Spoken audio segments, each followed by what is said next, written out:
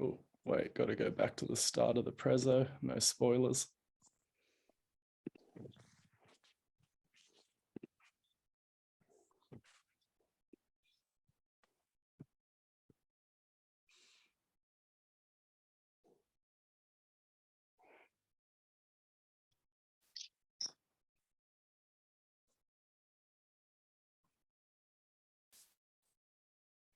Okay, and I do apologize if the internet is a little bit laggy. I did call the hotel before I booked it, and I was like, hey, have you got some sweet internet?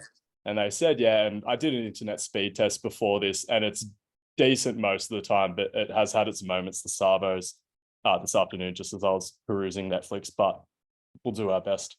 All right, welcome to Mentorship 7. So, as I was saying to everyone before a few people joined us, week one is principles, worldview. And I guess it's sort of just me, just sort of going into the depths of my model, where the inspiration has come from for my fitness lens, because I don't know. It sounds a bit hypocritical because I am an educator, like first and foremost, as a fitness industry practitioner now, but like, I just feel like people are on just this like weekend cert merry-go-round. I'm like, and I see people just get sucked down the rabbit hole with all these courses, with all these acronyms, and like people doing new, because Charles Poliquin was like, you got to learn more to earn more, and it just leads to people having what I like to call like toxic white belt mentality, and just rocking up to a new seminar every weekend, sucking down the Kool-Aid, and then they realize that that seminar or that system isn't the be all end all as it's been preached to them. And then they like throw it out completely, sign up for a new education system, and they just keep repeating the same mistakes over and over again. And I feel like a big part of that is because people are just too afraid to effectively like bastardize these systems, I guess, so they can actually meet the needs of their individual demographic, and I guess like match it up with their worldview. And I also feel like when you come into the fitness industry, you're sort of told that you know nothing and that you need to go to all these fitness specific education systems. But what we're going to sort of unpack today is, people have been handling complex dynamic systems outside of the fitness industry for fucking decades, centuries longer than the fitness industry has even existed. And it's all the same shit at the end of the day.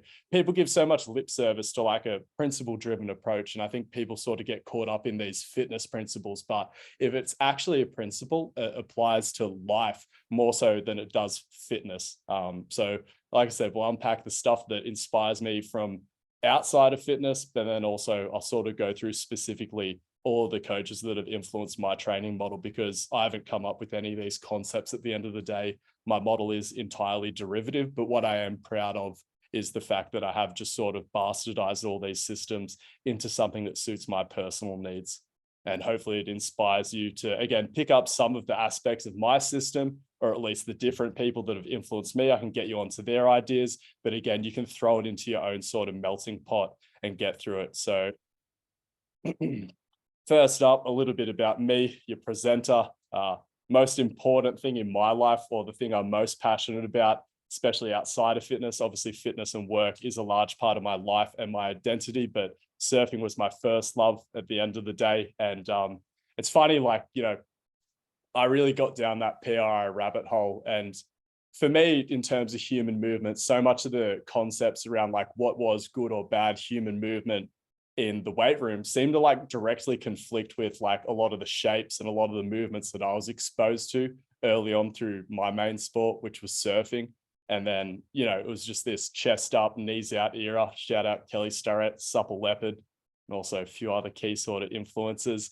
But, I was always just seeing these shapes of like flex spines, knees in. And I think anyone who's sort of been paying attention to human movement outside of the weight room, like it's not all flex spines and knees in, but like that is a big component of it. But then obviously when I found that PRI rabbit hole, it just consolidated a lot of that cognitive dissonance that I was seeing in the way that we coach human movement. And like, it's interesting because a lot of people would say that, movement optimism solves a lot of those problems. But like, I think there's, it's more, rather than just saying like, oh, move however the fuck you want. It's especially if you're coming from that whole chest up, back straight, knees out era, and then you jump straight into movement optimism. There's a whole bunch of like basically 50% of human movement that you haven't really found like, okay, but yeah, I know all movement is acceptable, but like, where are these shapes useful? No, I know they're safe and I know that they're acceptable, but when can we sort of lean into these movements and these positions?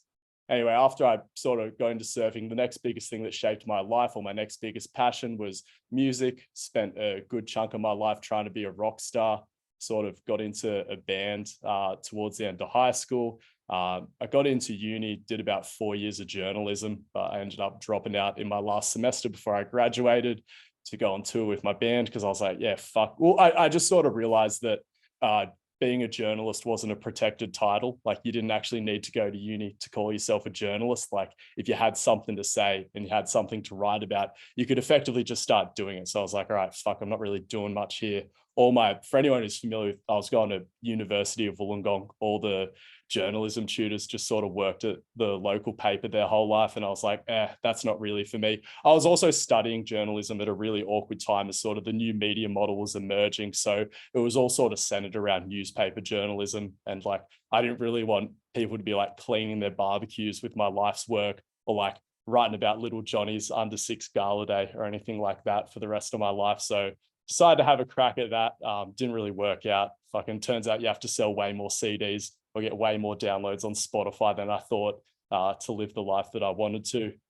And then from that, sort of fell into the fitness industry, because again, the only other passion that I had sort of that just sort of went through that entire period was like just fitness, was just this thing that I always sort of came back to. But it took me a long time to admit that I actually just wanted to be a personal trainer, or like teach people how to lift weights for a living. But being one of the most satisfying things that I've ever done. And I think where I'm sort of at now with the fitness industry, or my central frustration with the fitness industry, other than just the weekend cert upskill merry-go-round, is that we're in the thick of like the evidence-based era. And everyone's sort of, even all N1 jokes aside, and that whole optimal training nonsense, which, yeah, there's some mad tools in there. But even before the N1 thing rocked up, like, I just felt like people were pretending that training people was way more of a hard science than it really is. And I actually believe, again, when you look outside the fitness industry, you see this pattern that art and science are effectively like intertwined, and there's actually no separation between them. Like, when you look at music, again, so much of it's underpinned by mathematics. And in theory, like, you can come up with all these like mathematical consonant sounds that are really, really complementary and sound nice alongside one another. But you'd never write a piece of music and tell someone it was the best piece of music that they've ever heard. Like, you can make something that in theory is good, but at a certain point, you still have to offer it up to someone and be like, hey, what's your individual subjective perspective on this? Like, what do you think about this piece of music? And same with like, other things that I'm passionate about, such as cooking. Like, food science is absolutely a thing. We know objectively what flavors go together, what flavors light up certain parts of your palate. But would you ever cook up a chicken soup, give it to your mum, be like, hey, mum, this is the scientifically most optimal bowl of chicken soup you're ever going to eat in your life? No, you'd be like, okay, I know that this is like theoretically all right chicken soup, but it's still up to my mum whether or not this thing is good. And so, like, I think all of these things, when they're primitive, are viewed as a science. But then over time, as we come up with the most flexible and useful scientific heuristics, then we're able to use these rule sets and play with them artistically. And that's when we get the best and most sophisticated and most adaptable product at the end of the day. And it's really clear. I think that's why I love the story of Pythagoras, because he did that for music. So everyone knows Pythagoras, right? He's the triangle guy. It's like, you use his formula, like calculate the hypotenuse of any right-sided triangle. Pythagoras was such a sick cunt. He actually came up with the Western scale of music. So he mathematically worked out that, how pitch is sort of expressed as hertz. So it's like a mathematical sort of number. Oh, sorry, it's a number to express a certain amount of pitch, but pitch is infinite. But then he worked out all these notes that were a perfect fifth apart. And it didn't matter which of these notes that you played, they all sort of fit together really nicely. So, and then, musicians today, a lot of them have no fucking clue about the mathematics that underpins the Western scale.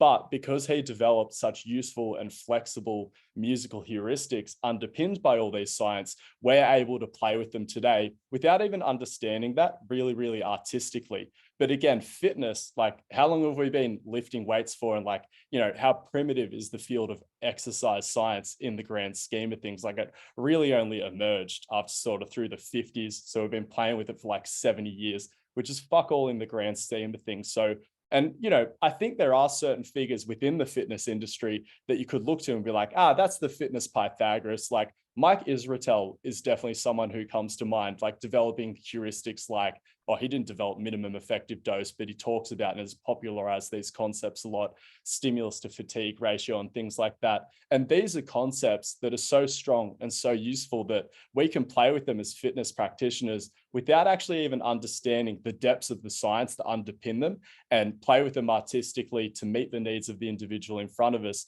and still get really, really good results. And I think it's just having an awareness that at the end of the day, we are dealing with a field that is equal part arts and science. It's really, really liberating, because the other thing that trainers are always saying to me is they feel really stuck and they just feel like that program design has become really stale. They struggle to break out of this just patterns that they're in, just writing similar style programs for everyone. And once you accept that you're in a field that actually is quite artistic, because I don't think that's the way a lot of trainers see it, all of a sudden opens you up to a lot more possibilities. You're like, okay, this thing is pretty flexible. I don't need to worry about optimal outside of the individual subjective perspective of the individual I'm working with and me as the practitioner. And a lot of this stuff is more flexible than we've been led to believe at the end of the day. And we're not even meant to be using the science to find optimal. We're meant to be using the science to find good enough, and then optimal emerges, like I said, just by better meeting the needs of the individual in front of us. So we need to remember that like sports science exists in a bubble, and a lot of people are just so hyper focused on how sports science is changing over time. But sports science, being the bubble that it is, in a certain respects has become quite disconnected from a lot of like the base sciences that underpin absolutely everything in the world, like things like physics. I think that's really shaped a lot of our worldview. Does anyone know anything about these two guys in front of us? People are probably pretty familiar with the guy on the left. Does anyone know the guy on the right, Niels Bohr, and like what his contribution was to science or physics? This is probably a good time to mention that I do like these to be as interactive as possible, which is always, can be a bit rough with adult education, and especially early on before everyone gets comfortable around one another.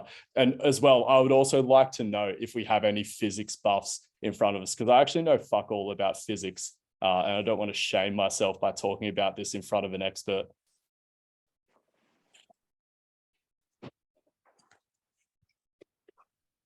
Okay, so Niels Bohr, he was a guy who sort of founded the field of quantum physics and came up with sort of the quantum model of the atom. So everyone's probably really familiar with Einstein's model of the atom. It's like, you've got your protons and neutrons in the middle, all sort of stuck together. And then you've got all these electrons floating around the outside of it. And it's a really, really like certain model, right? You're like, all right, so, I know exactly where the nucleus is. I know exactly where the electrons are at any given point in time. And based on their trajectory, I know where they're going to be in the future as well.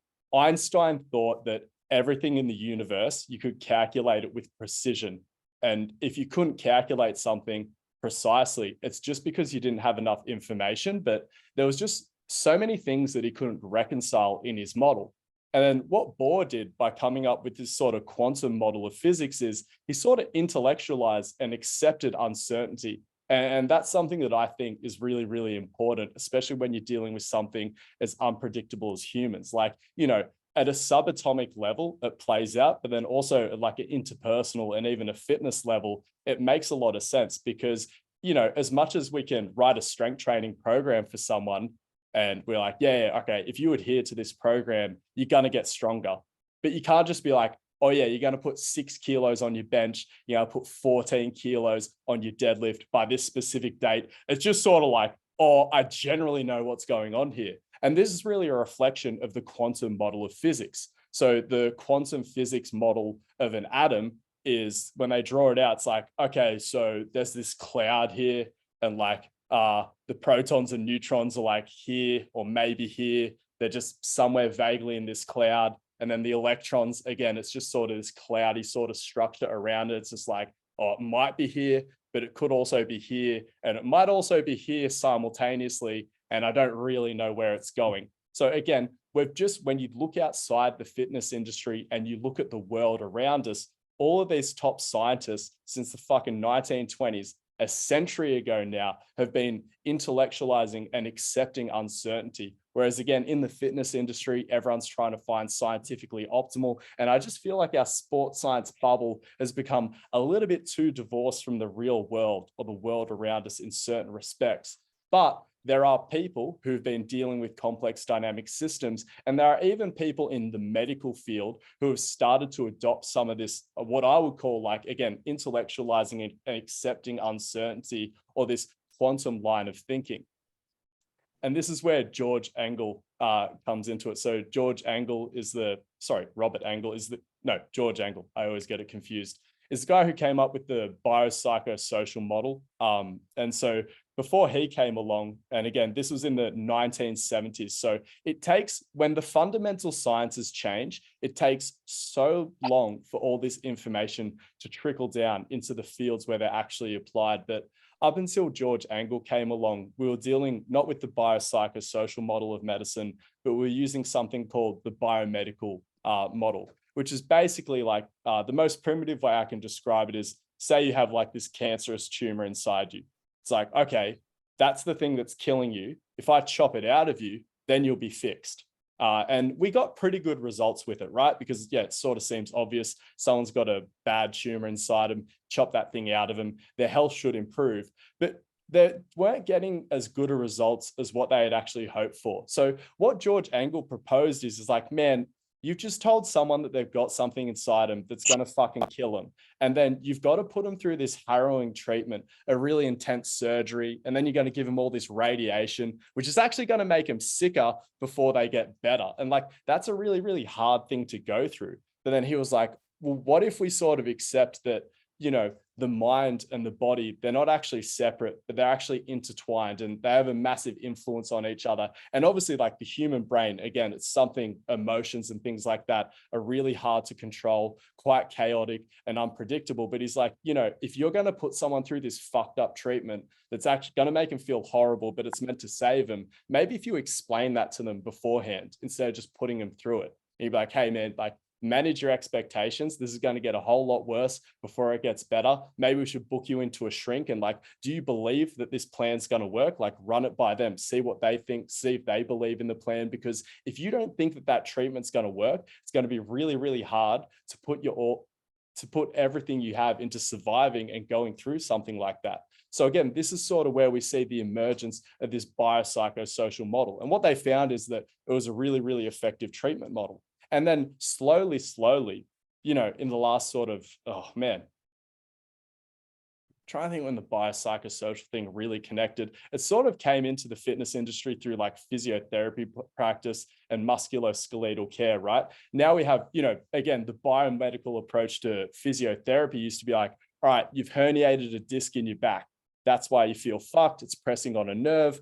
If we can, you know, get that disc back into its place, you're instantly going to feel better. But again, they didn't get as consistent results as what they wanted to. And again, you think about something like a back injury, like back pain is something that growing up, you just sort of get told that it's coming for you, whether it's back pain, knee pain, and like put yourself in a situation where imagine like, say your dad had a physical labor job and he blew out his back.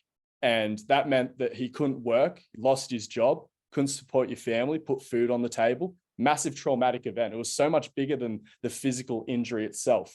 And then say you're his son, you blow out your back deadlifting one day. Like imagine how much of a panic you would have and how much harder you would feel that pain when you blow out your back. You're like, oh my God, that thing that ruined my dad's life, that's now happening to me. And again, this is where we sort of see this biopsychosocial lens being really, really useful in musculoskeletal care. But then I should have put these in a different order.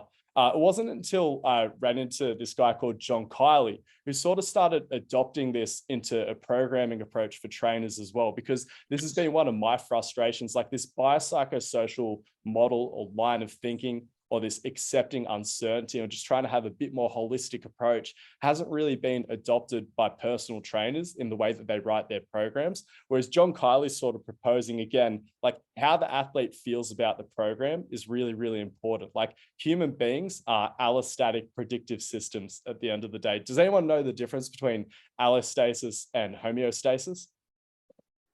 Fucking big brownie points if anyone does.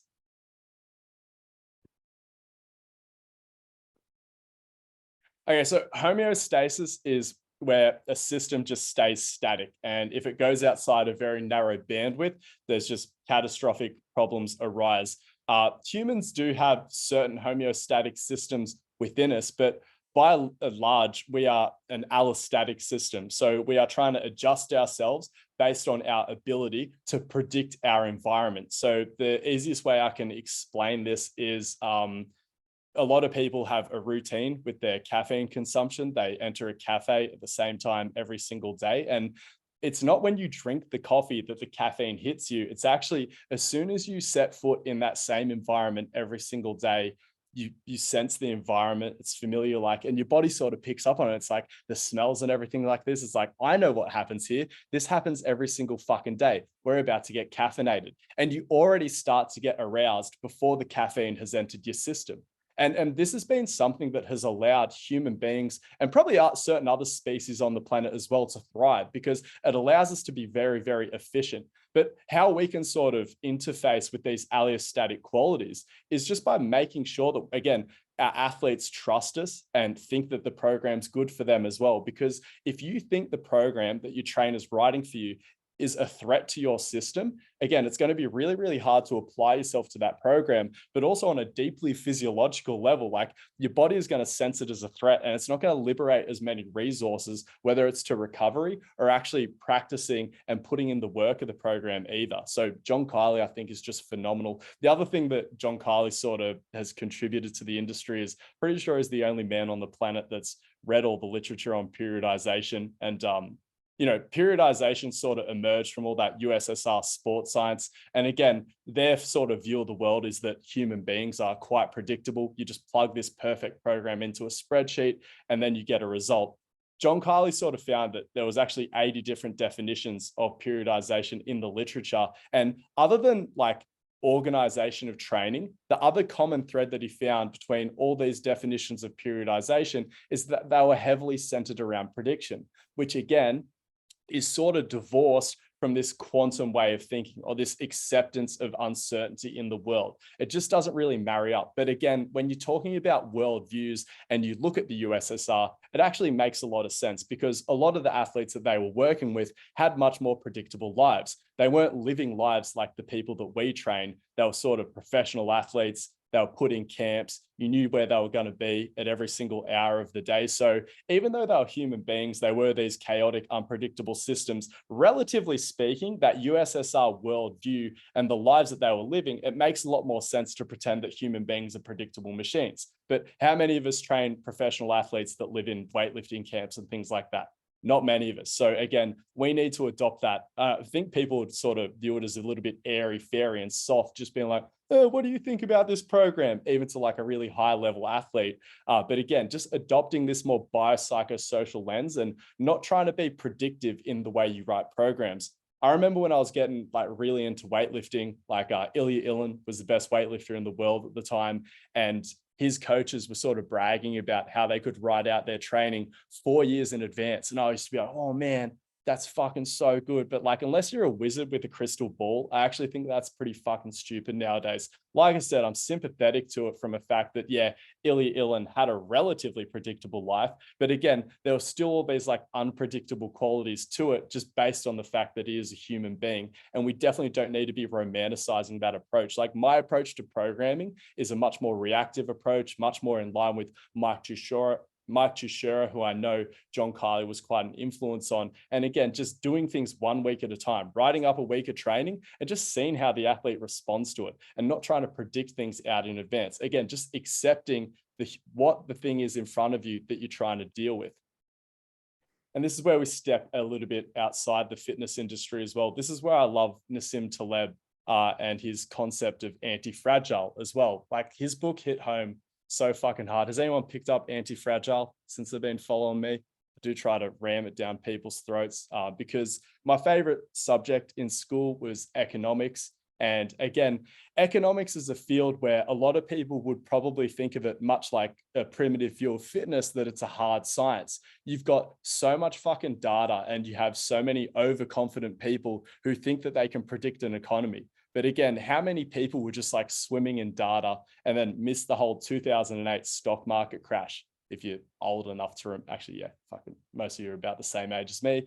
A lot of people didn't see that coming despite all the data that we had. And that's because there's no such thing as the rational economic man. Like there are emotions. It's not just numbers and money. There are emotions and people with feelings that drive economic behavior. You can, like, in theory, drop an economic stimulus package into an economy and just be like, okay, so just logically, people should save X amount, they should spend X amount on food, and then they should put X amount off their mortgage. But again, there's no such thing as a rational economic man. You stimulate an economy in an economic downturn, people spend most of it on booze and cigarettes. Whereas it's like, people logically shouldn't be doing that in an economic downturn. But again, people are just crazy and led by their emotions. So Nassim Taleb hates that in this data-driven era of economics, that people are so confident with this data that they get, and they try to be predictive about the way that they make economic decisions. Whereas his whole anti-fragile approach is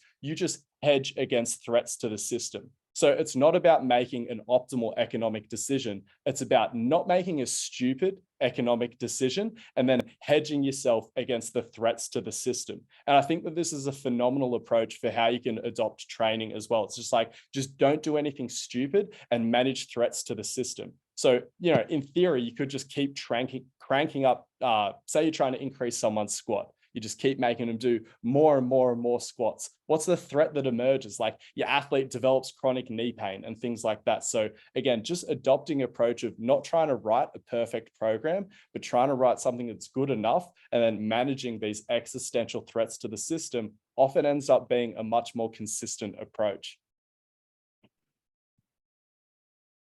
There's also this great story in the Anti-Fragile book. He sort of talks about Homer's Odyssey, which is like a story that's just been broken down. And people think there's so much symbolism in the words. And there's this part where Homer's sailing across the sea and he refers to it as the wine dark sea. And people are like, oh, what the fuck does that mean? It turns out that the ancient Greeks just didn't have a word for the color blue.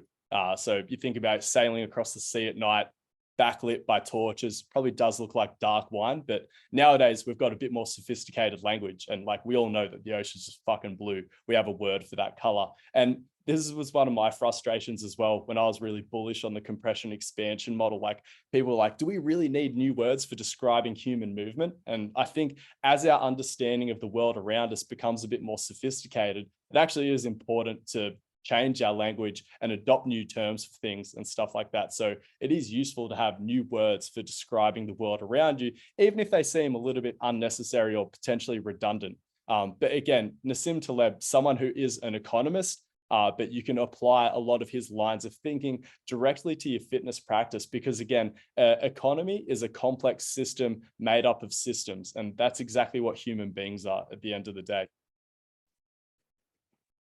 So how do you handle a complex dynamic system? Sorry, I kind of got a bit out ahead of my skis here. I've written all slides for this. So human beings, we are complicated, but when you break us down to our individual systems, it's actually pretty simple. We're just a series of like on or off switches. Where the complexity emerges is that there's so many of those on and off switches, or so many of those simplistic systems stacked up on top of one another, that's where the complexity emerges. But when you just sort of step back and manage all these things individually, it becomes a lot less overwhelming.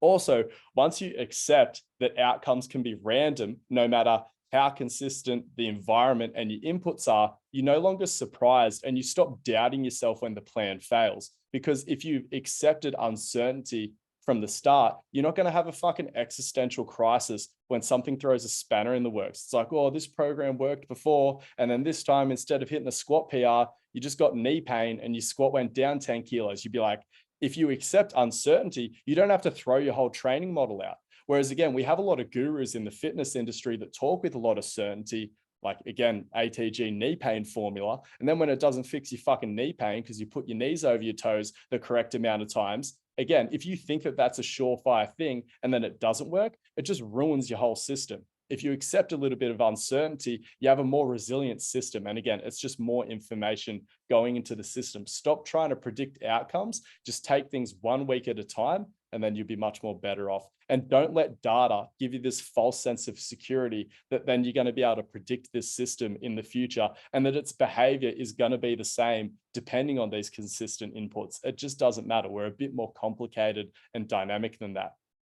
And this is, again, just a play on phenomenology versus scientism. So again, just like this worship of data that doesn't even come from the athletes in front of you. Just try to pay attention to what's happening in front of you, not just what you read about on PubMed. As much as that can be useful to shape these heuristics, we have to be a little bit more flexible with them. Just look for the patterns in your own athletes or the people right in front of you that you're actually working with.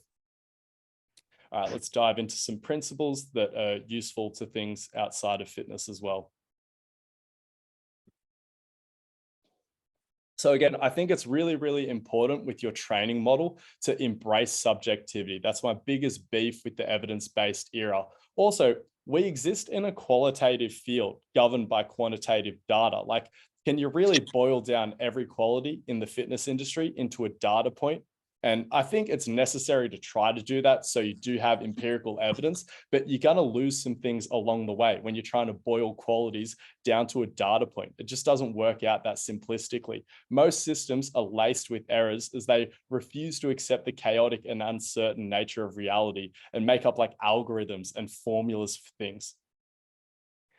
The other thing is accurate doesn't always mean useful. So a lot of people criticize the compression expansion model again, because they're like, it's just a made up model. Well, the thing about models is they're all made up and it's just a matter of like whether or not you find it useful. And again, people will criticize a model for not being accurate. And I know this sounds crazy, but the more accurate a model is, that doesn't always make it useful. And again, you can apply this to the biopsychosocial model. Once you understand how complex something such as back pain can be, does that actually make it easier to solve?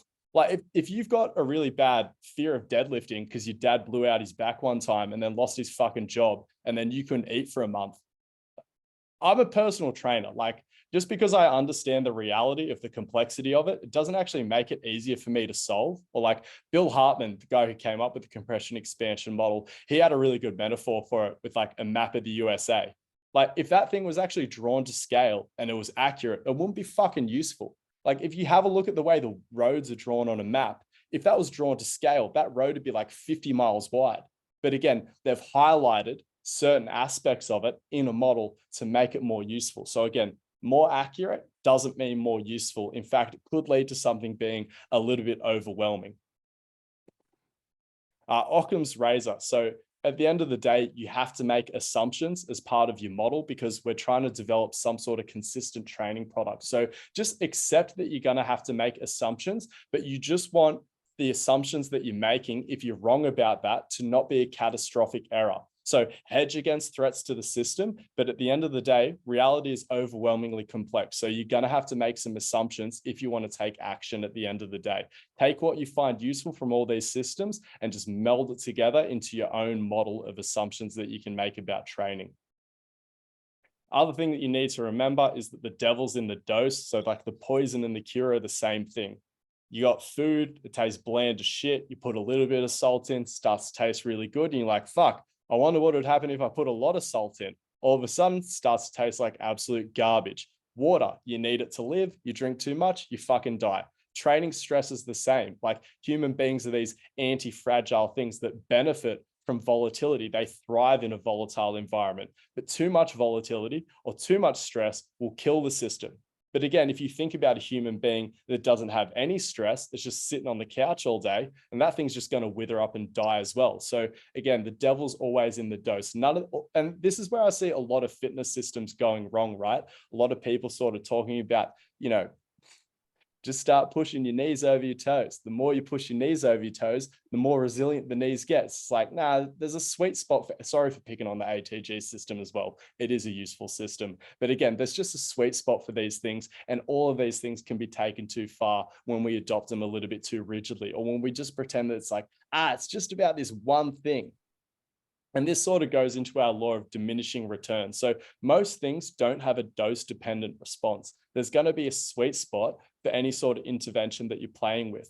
And there's a lot of benefit to microdosing things. So, and this is where we, again, cement or dive deeper into this anti-fragile approach as well. We can tinker with these ideas and microdose in certain little things around your program that have a huge potential upside and very low potential downside, because we're just putting in 1 or 2 sets of like experimental exercises or just little cute ideas you've had.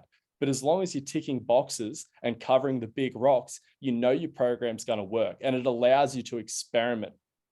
Like if it takes you 100% of a program to cover the big rocks, then you're not doing that good of a job. You should be able to cover the big rocks in most programs with about like 80 to 90% of what you're putting in there. And then you've got this 10 to 15% where you can tinker around and play with different ideas. And again, this allows you to have different types of programs and be a little bit more artistic with the way you're approaching things. So this is adopted from Nassim Taleb's barbell strategy. So how he does his investing is 90% of it, he invests in blue chip stocks, banks, mining companies, oil companies, shit that just goes up 2 to 3% a year. Sorry, more than 2 to 3% per year, because that's cost push inflation. Shit that's going to go up 4 to 5% a year, just staying ahead of CPI inflation. Then what he does with his remaining 10% is he just invests in things that seem batshit crazy. But if some of those things go off, he just fucking 1000x his money.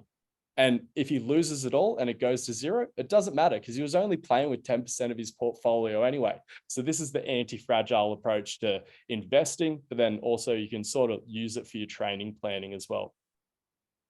Other person who was deeply influential on me and the way I view the world, and then also training, is Marshall McLuhan. So he's just the OG media theorist.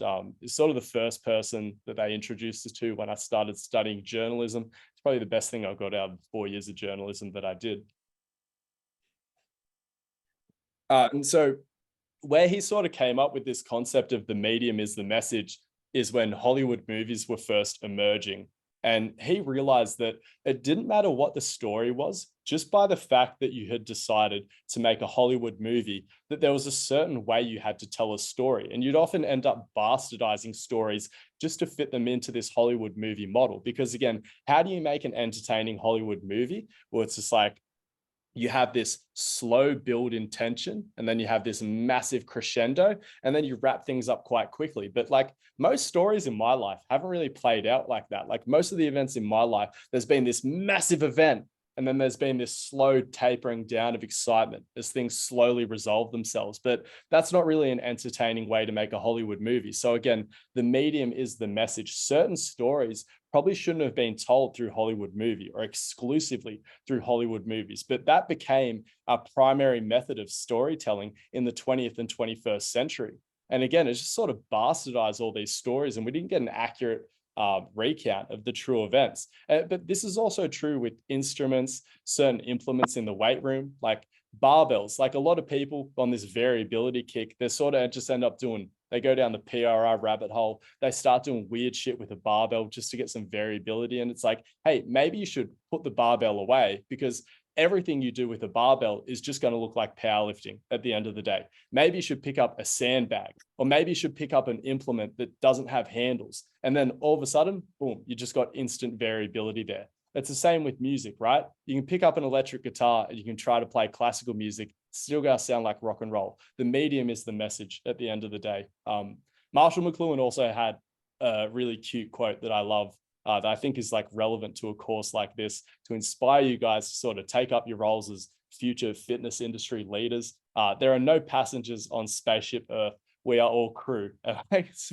pretty cute quote, but like I always get people in this course being like, they've got imposter syndrome and they're like, who am I to put out educational info or to share content and my own unique ideas, whether it be on social media or just within your gym in the fitness industry. But like, who is anyone? Like, do you think anyone went up to Joel Seedman or Squat U and were like, man, your ideas are so fucking sick. You just need to share these minimum 3 times a day on social media? No, they just fucking took it upon themselves and they just started fucking doing it and shaping the industry around us. So no one, no matter how brilliant you are, is ever going to come up to you and tell you to start sharing your own ideas and start taking apart, just sharing this sort of stuff in the fitness industry. It's just up to you to be confident in yourself. And again, like the fitness industry is so small that there's no room for cunts to be sitting on the sidelines. Because again, everyone sits there bitching and moaning about all these charlatans taking up space in the social media feed. Well, it's like, how do you get them out of the feed? It's like you start sharing content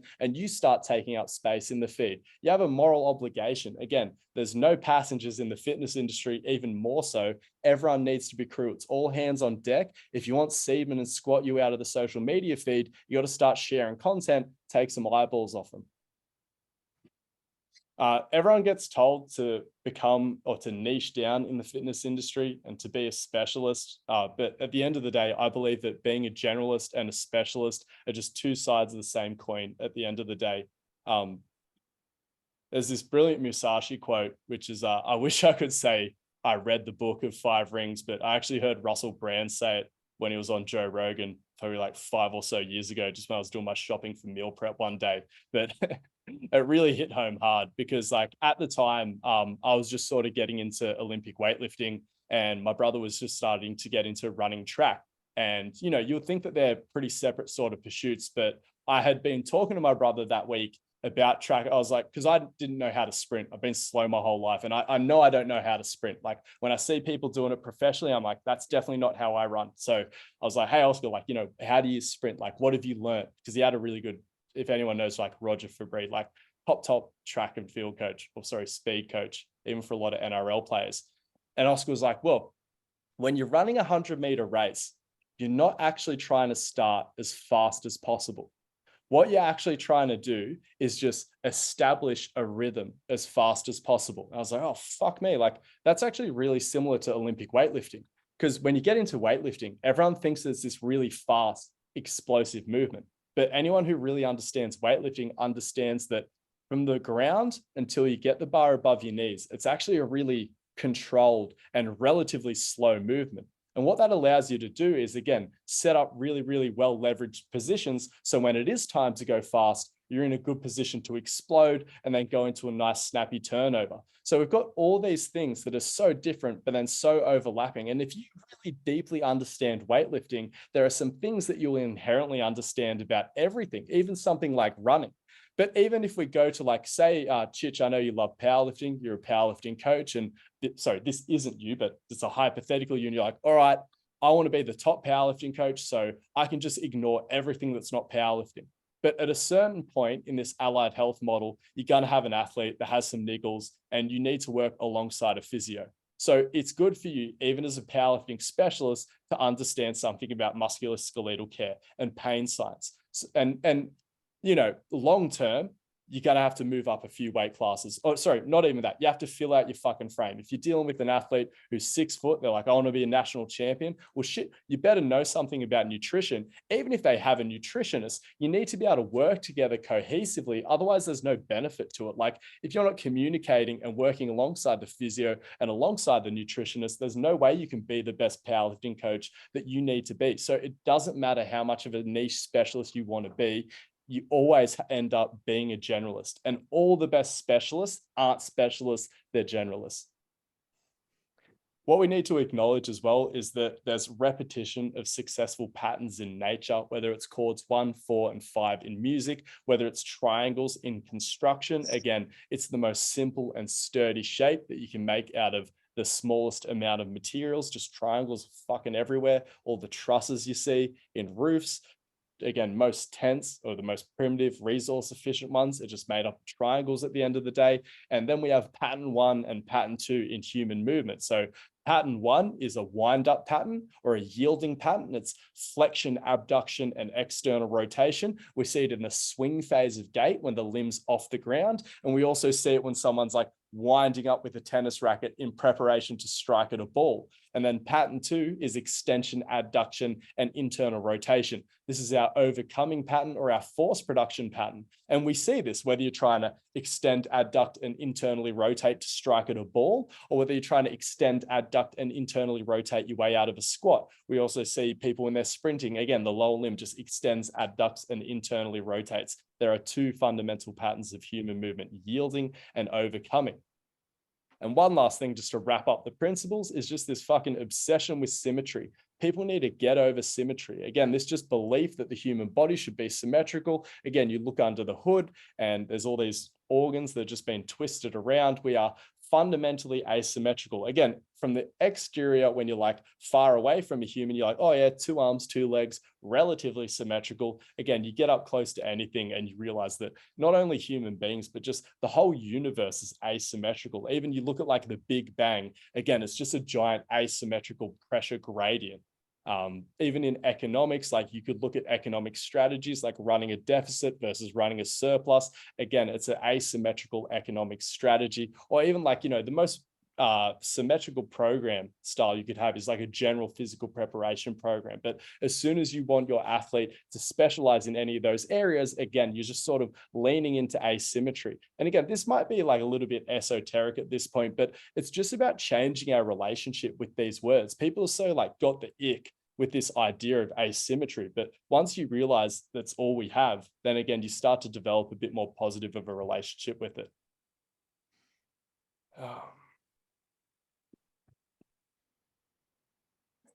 Okay, I'm not doing too bad for time. All right, so I'm just going to go through a few other people outside of fitness who've shaped my lens, and then I'm going to run through a few of the coaches or people within the fitness industry that, again, I've sort of bastardized their ideas, and it's been a really big impact on my training model. I also want you guys to do some reflection, and we're going to talk about this in the Q&As this week. I'm hoping some of you will be brave and share not only the coaches who've influenced the way you approach training, but I also want you to think about like the hobbies that you have outside of fitness, or maybe if you've just been fucking obsessed with training since you got into training people, maybe you can think about the person that you were before you stepped into this industry, because I guarantee there were people that you look up to who inspired you, and you could apply a lot of their thinking to your fitness practice, even if it's not that obvious at first. So let me go over some of mine.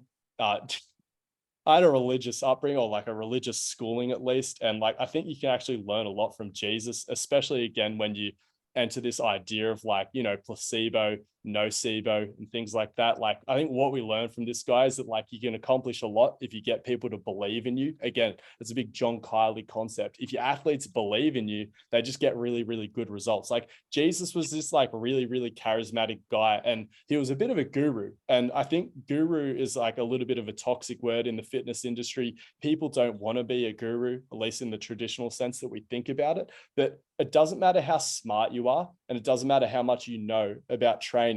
If you're not charismatic, you're not going to be able to convince people to do these things that they don't actually want to do. So it helps to have these guru-like qualities, even if it's not obvious how that's essentially like, no, I know it. It doesn't matter if I can communicate it, or like if I can get people to like me. It's like, no, these things are actually important. John Kiley, the way he says it, it's like you're an agent of placebo, whether you accept it or not. So you either got, there's 2 options and there's nothing in the middle. There's placebo and there's nocebo. Your athletes can have positive expectations or negative expectations. And if you're pretty charismatic, again, you'll be able to play with your athletes' expectations, get them to believe in you, get them to believe in your training plans, and then they're going to apply themselves more rigorously, and you're actually going to get really, really good results. We've all run into these trainers that don't know fucking anything, that get amazing results just because they get people to believe in them because they're really, really charismatic. And this sort of feeds into, again, Machiavelli. Has anyone heard of The Prince? It gets a really bad reputation, and it's like heavily misunderstood. So The Prince is sort of stereotyped as the handbook for all these like sociopaths like Donald Trump And even Hitler was said to be apparently like really, really into this book written by Machiavelli. It's like for evil people who want to take over the world. But actually why Machiavelli, he was like an advisor to the throne in Florence, in the like 15th century. And why he wrote the book is he sort of noticed that, like, you know, sometimes the king would just get killed out of fucking nowhere.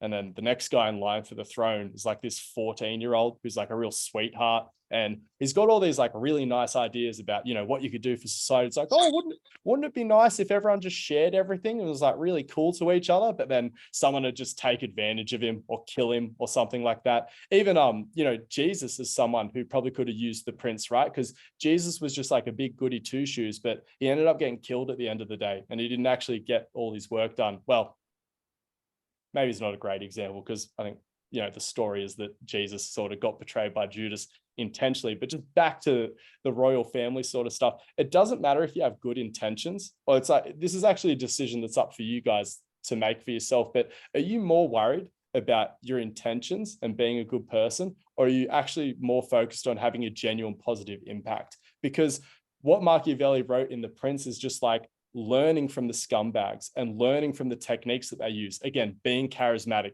being manipulative, being really, really convincing. And these are all qualities that, again, are sort of more associated with people more towards that narcissistic side or that sociopath side. But if good people can sort of learn from the scumbag playbook, we can actually have a more positive impact on the world. And again, a lot of these people who are like, oh, I'm a good person, I don't want to be a guru on social media. Again, you're just leaving the door open for all the narcissists and the sociopaths to take up the space. So again, you got to sort of engage with the same things that they're engaging with if you want to have the biggest impact on the world. Otherwise, it's just going to be these assholes who are willing to do whatever it takes. And again, it's not about compromising your values entirely. It's just about accepting that good intentions aren't everything. At a certain point, you have to try to have an impact on the world around you. Trent Reznor, I just think he's fucking amazing because he wrote heaps of cool rock and roll music. Shout out to Nine Inch Nails, phenomenal music. But then he also, so he's won a Grammy for that. And then he's also won an Oscar for scoring movies. So Trent Reznor wrote a bunch of rock and roll music, but he also scored The Social Network. And again, a lot of people get told to like niche down in music the same way we get told to niche down in the fitness industry. And you look at the music that he wrote for the score of The Social Network, and it's just completely fucking different to the stuff that he wrote for Nine Inch Nails. And again, just someone who was just at the absolute top of his field. He also scored Bird Box, which I think the score for that is also critically acclaimed, and a bunch of other movies. So don't let anyone pigeonhole you in the fitness industry. You can be good at more than one thing, especially within your field. Marco Pierre White, I love my cooking, and I'll post these videos because it doesn't work that well when I cut to them because they won't have any sound in the middle of a Zoom call. But Marco Pierre White is someone who adopts the anti-fragile principles with his cooking before anti-fragile even came out, before Nassim Taleb had publicly spoken about this word. And again, when he's making like chicken soup, or he's making this chicken broth in this video, and the cameraman's like, hey, like, how do you make the perfect chicken broth? And he's just like, oh, there is no perfect chicken broth. You know, it's a bit of an art form at the end of the day. But there are certain things that can fuck your chicken broth. And then he just goes on to list these things. So he's like, all right, so we got to, you know, there's a certain array of ingredients that you want to put into this pot, and then you want to cook it for as long as possible. But then all these threats to the system emerge. So as you're boiling this stock, anyone who's made soup before and cooked it for a long time, all this scummy sort of shit starts to appear on top of the soup, and you got to skim that off the top as it sort of builds up. Otherwise, it just taints the whole broth. And it can boil over as well if you have the heat up too high, or you can boil all the water out of it and turn it into this like weird gravy or like a syrupy sort of thing. So again, there's just a general idea of like how you can approach making a good chicken soup. But then the main thing about it is just managing threats to the system. Again, it's just another repetition or another iteration of this anti-fragile approach to managing this like art and science that's intertwined with cooking. Being a bass player, it's hard always to find inspo when you're a young bass player playing in bands. Fucking people don't want you, you know, slap bass kind of got interesting bass lines kind of fucking died in the 70s and the 80s.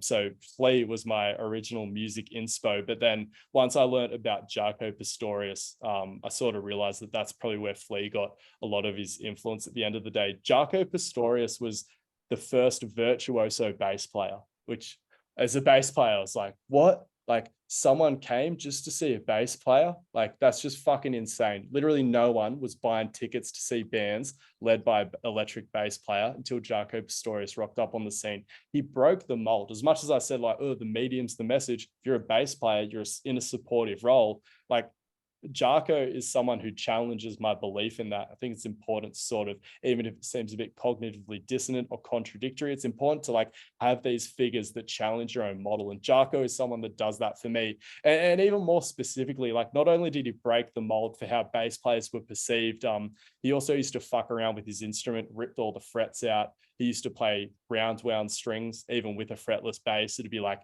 chewing up the fretboard as he was using it, just sort of this destruction as he was simultaneously like bringing this music into the world. It's just, yeah, just such an interesting character and just like transcended his medium and his instrument. You can have a look at, there's a wonderful documentary on Jaco Pastorius. I'm pretty sure it's still on Netflix. And if you're interested in it, I encourage you to check it out. But even when you look at like still black and white photos of Jaco Pastorius playing at these jazz festivals, it almost looks like he's playing rock and roll, just like the positions he's in and just the intensity that he brings to it.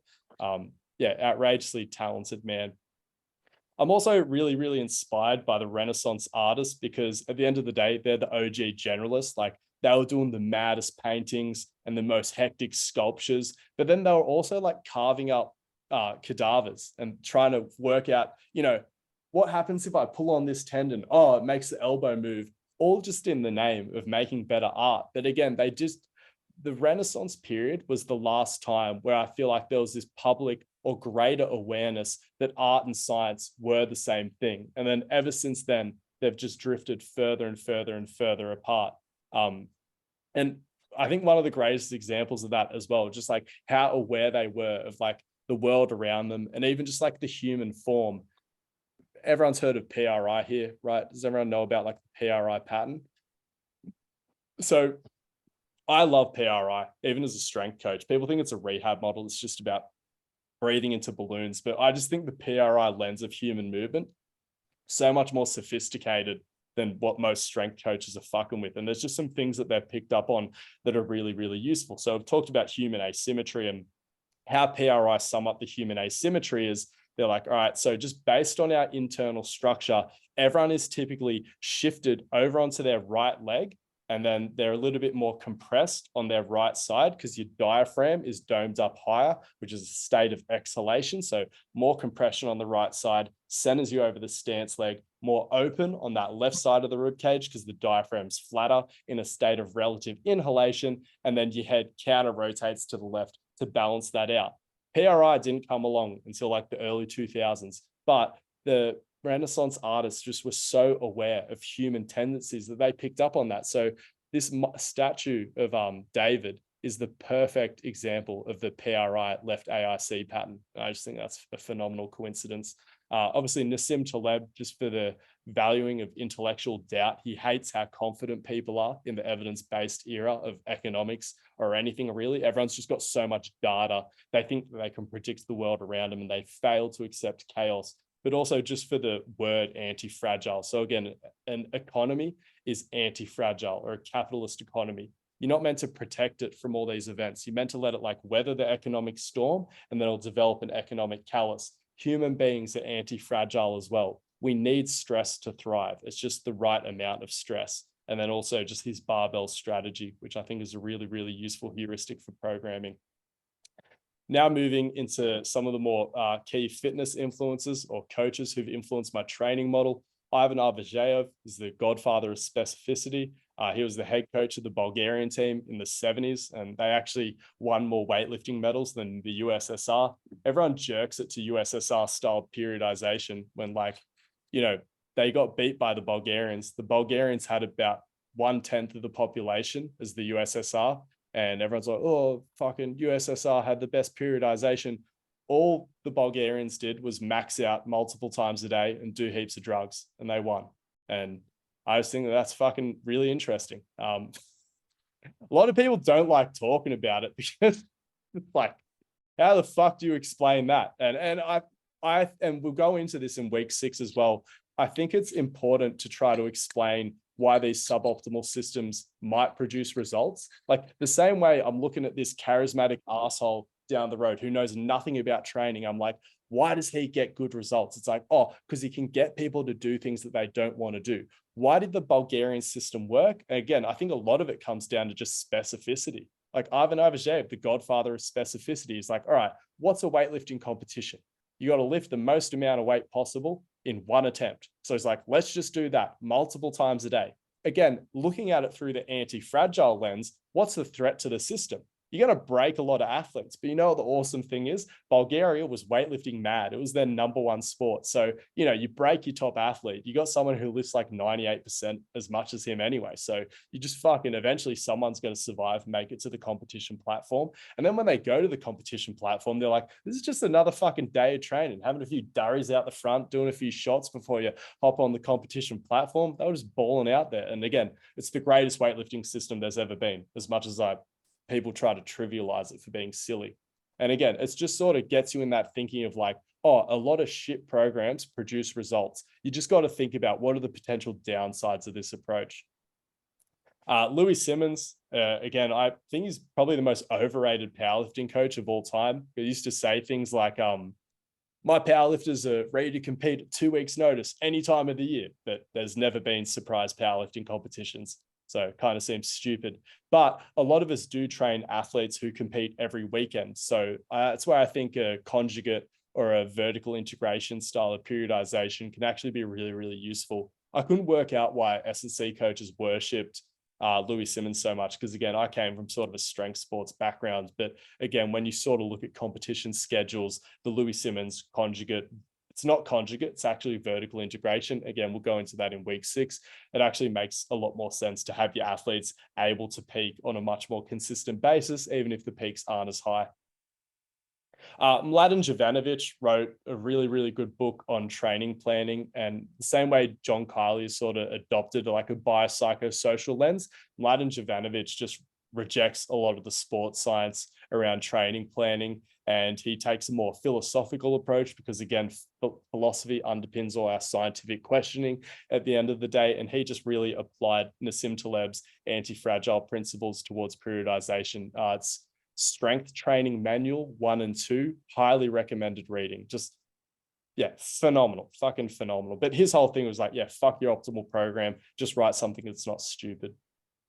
And also just this concept of MVP or minimum viable program. I think as coaches, you know, we're always trying to deliver value to our clients, and we're always trying to flesh out these programs, dot all the I's, cross all the T's. But have you ever sat there and thought to yourself, what's the minimum amount of structure where my client could get results? Like, say you got someone who's in their first 3 months of training. Do you really need them doing the same fucking squat every week to get results? Or is it more important that they just show up to the gym and engage with training in some way and enjoy it and build a positive relationship with the weight room? Like, they can probably get results doing that. And again, MVP, the minimum amount of structure that will lead to productive training, is very different for certain individuals at different parts of their fitness or strength training journey. But it's just a nice thought experiment to be like, have I overstructured this program? Do I really need to be telling my athlete what variation of bicep curl to do? And maybe you do. There is a time and a place to structure out all these things, but I don't know if everyone needs that amount of structure. I think we're over structuralist in this day and age.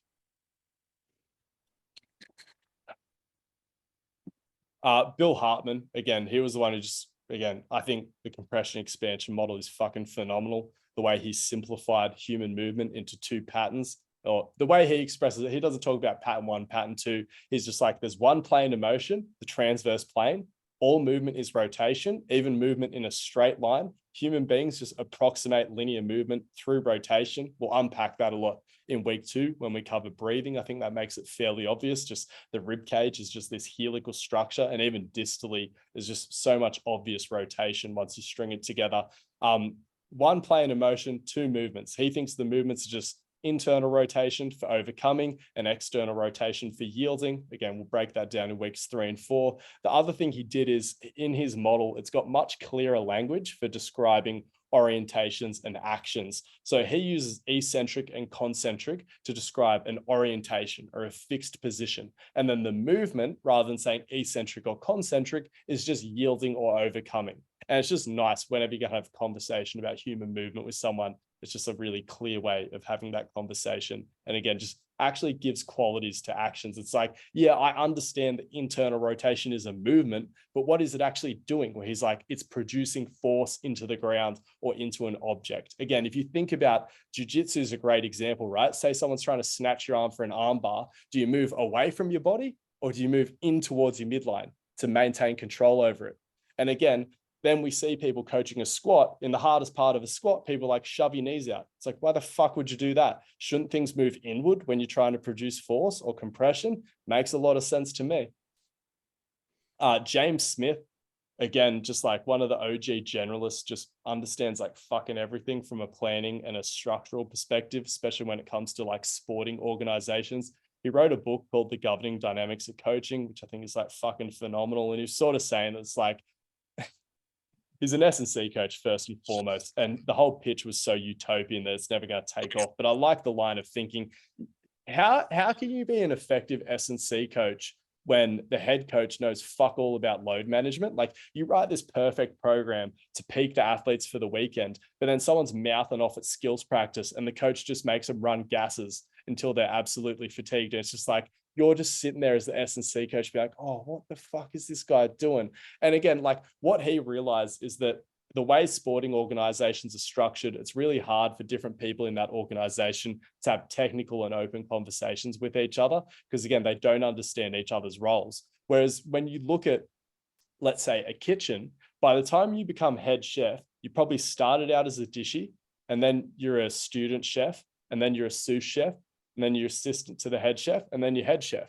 So then by the time you're head chef, you're in charge of everyone, but you're also able to have empathy and an understanding for what everyone else is trying to do in that system. And everyone in that system is able to have technical conversations with each other, technical and productive conversations. Like I said, understands each other. And like, again, kitchens have been around a lot longer than sporting organizations. And again, they're just a bit more well-structured. Again, you could look anywhere outside the fitness industry. Look at the way a fucking building site's structured. Again, there's just some things in the fitness and sporting industry that we've got a little bit ass backwards because we're just so new and primitive.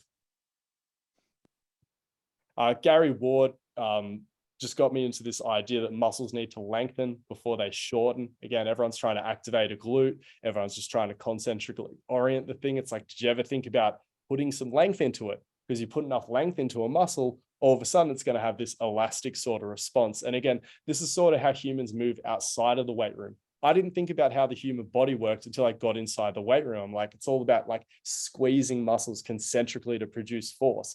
How we produce force out there, I don't want to say in the real world because the gym's still the real world, but for most of our movement is we create a collision with the ground, let's say in walking, and your foot pronates, stretches out all these tissues, and there's just this elastic response up the chain. It just loads up all these muscles, and then you propel yourself along the ground. Just this line of thinking that things must lengthen before they contract. And also, again, just looking at human movement just through this skeletal oriented lens, like joints act and muscles just react to that. If you put the joints or the bones in the right position, the muscle has to be working. He was the one who sort of first introduced me to this idea. Again, it's a little bit more popular now. Even the N1 people sort of adopt that approach. I actually like that line of thinking.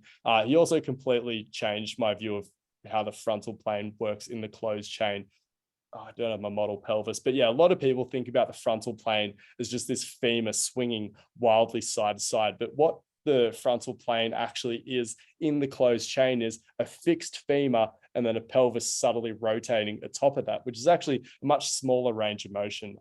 It's one of the best pieces of continuing ed I've ever done in my life. Gary Ward's Closed Chain Biomechanics of the Lower Limb. If you enjoy week 3, when we dive down the gait rabbit hole, I highly recommend you do the Gary Ward online course.